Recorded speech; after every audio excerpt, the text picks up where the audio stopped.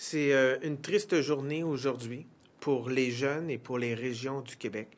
Le gouvernement libéral a annoncé l'abolition des forums jeunesse régionaux, sans même les avoir rencontrés au préalable.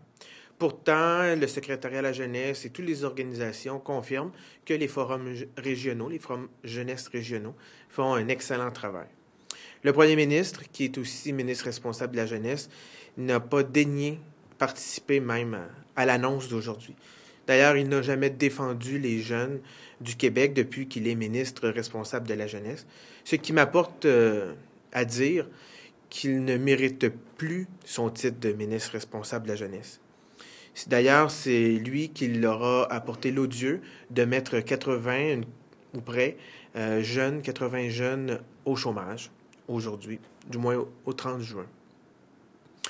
Nous avons toujours défendu les carrefours jeunesse-emploi et nous allons continuer à le faire parce qu'il a un modèle particulier qui permet aux jeunes de trouver un emploi, de retourner aux études ou de réaliser leur projet entrepreneurial. Ceci dit, les forums jeunesse avaient une mission complètement différente qui est essentielle pour la jeunesse du Québec, c'est-à-dire de la concertation, de la gouvernance, la place des jeunes, au fond, dans nos institutions démocratiques. Les forums jeunesse sont les experts de la participation citoyenne, de la participation électorale. Étaient aussi les experts de l'éducation à la citoyenneté, comment devenir un citoyen, comment aller voter.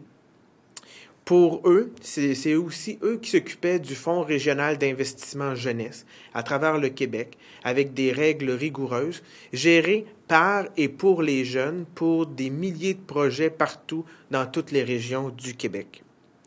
Ils étaient aussi la voix des jeunes auprès du gouvernement.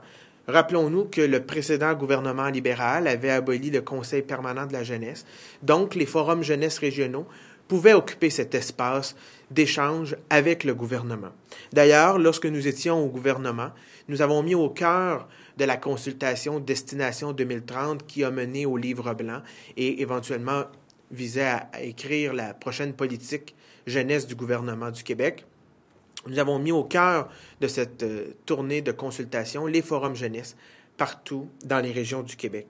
C'est donc aujourd'hui la fin de la co-construction des politiques jeunesse du gouvernement. D'ailleurs, c'est un silence radio de la part du gouvernement sur la prochaine politique jeunesse. C'est encore plus inquiétant de savoir que les forums jeunesse ne seront plus là pour défendre les jeunes de toutes les régions du Québec.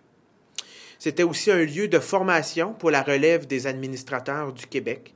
De nombreux jeunes qui sont maintenant aujourd'hui à différentes fonctions dans l'appareil gouvernemental, mais aussi dans des sociétés d'État ou dans des organisations privées importantes du Québec, ont passé par des conseils d'administration de Forum Jeunesse ou même comme employés de Forum Jeunesse. D'ailleurs, aujourd'hui, on célèbre ici à l'Assemblée nationale le 75e anniversaire du droit de vote des femmes. Il faut se rappeler toute l'importance des forums jeunesse pour l'égalité entre les hommes et les femmes, mais aussi la place des femmes dans des postes d'administrateurs. 61% des postes d'administrateurs des forums jeunesse sont occupés par des jeunes femmes.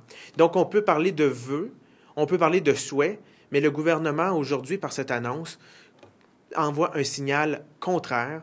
Donc, dit aux femmes du Québec, vous aurez encore moins de place pour vous exprimer.